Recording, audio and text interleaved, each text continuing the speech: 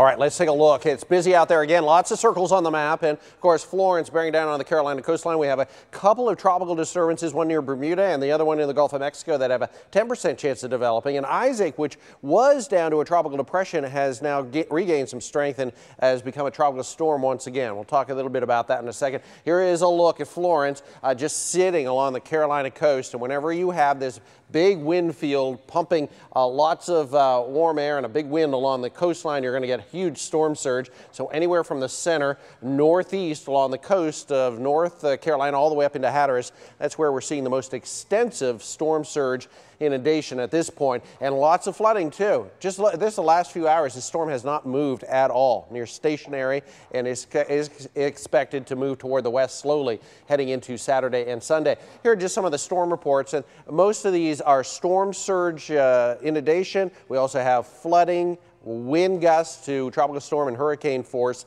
and of course we're going to see more of that overnight. So here's what the storm does. It tracks inland generally toward the west, and then a big turn on Sunday afternoon toward the north, and then eventually up into the northeast as a rainmaker through Boston and then into the Canadian Maritimes. By this point it's really just gusty winds and some big downpours as the last of the storm rolls away. Still have a tropical storm warning in blue here right along the Carolina coastline, and the wind field is beginning to shrink slowly. Tropical storm force winds showing up in yellow. They push south into southern Carolina, South Carolina, and then eventually wrap in around toward the west. And rainfall totals will exceed 1.5 feet in spots. The computer model is still indicating 1 to 2 feet of rain with this, and the computer model tracks are in very good agreement that this eventually ends up in New England early next week. There's one look at Florence. We also, of course, have Isaac. A quick look at Isaac, because I know a lot of people are watching this one. It tracks through the Caribbean.